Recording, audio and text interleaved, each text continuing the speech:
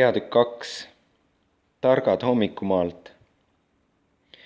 Kui Jeesus oli sündinud Petlemmas Juudamaal kuningas Herodese ajal, vaata, siis tulid targad hommikumaalt Jeruusalemma ja ütlesid: kus on see sündinud juutide kuningas? Sest me oleme näinud tema tähte hommikumaal ning oleme tulnud teda kummardama. Kui kuningas Herodes seda kuulis, ehmus ta väga ja kogu Jeruusalemm ühes temaga. Ja ta kogus kokku kõik rahva ülempreestrid ja kirjatundjad ning kuulas neilt, kus Kristus pidi sündima. Nemad ütlesid temale: Petlemmas Juudamaal, sest nõnda on kirjutatud prohveti kaudu. Ja sina, Petlemm Juudamaal, ei ole mingil kombel kõige vähem juuda vürstide seast, sest sinust lähtub valitseja, kes mu rahvast Iisraeli hoiab kui karjane. Siis Herodes kutsus targad salaja ja uuris neilt hoolega aja, mil täht oli ilmunud. Ja ta läkitas nad Petlemma ning ütles: minge kuulake hoolega lapsukese järele, ja kui te tema leiate, siis andke minule teada, et minagi läheksin teda kummardama.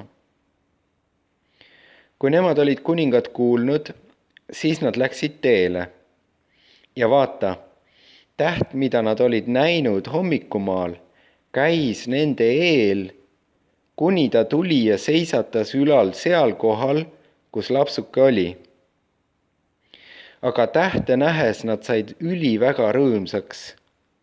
Ja nad läksid sinna kotta ning nägid lapsukest ühes Maarjaga, tema emaga, ja heitsid maha ning kummardasid teda ja avasid oma varandused ning tõid temale ande, kulda ja viirukit ja mürri.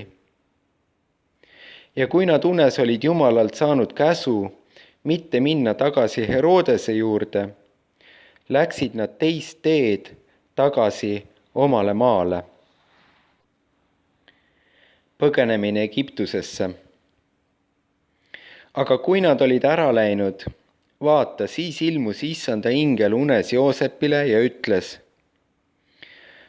tõuse ning võta lapsuke ja tema ema enesega ning põgene Egiptusesse ja ole seal, kuni ma sinule ütlen, sest Herodes hakkab otsima last, et teda hukata.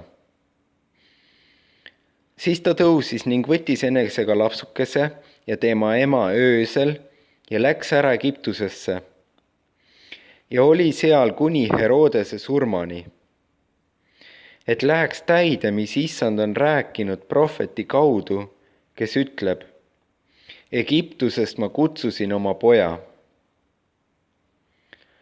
Petlemma laste tapmine. Kui nüüd Herodes nägi, et targad olid teda petnud, siis ta vihastus väga ja läkitas ning laskis tappa kõik poeglapsed Petlemmas ja kogu selle ümbruskonnas, 2-aastased ja nooremad, vastavalt ajale, mida ta tarkadelt oli hoolega uurinud. Siis läks täide, mis on üteldud prohvet Jeremia kaudu. Raamast on kuuldud häält, palju nuttu ja kaebust. Rahel nutab oma lapsi ega taha lasta ennast rööstida, sest neid ei ole enam. Asumine Naatsaretti. Aga kui Herodes oli surnud, vaata, siis ilmus Issanda ingel Joosepile unes Egiptuses ning ütles: tõuse ning võta lapsuke ja tema ema enesega ja mine Iisraeli maale, sest need on surnud, kes püüdsid lapsukese hinge. Siis ta tõusis ning võttis lapsukese ja ta ema enesega ja tuli Iisraeli maale.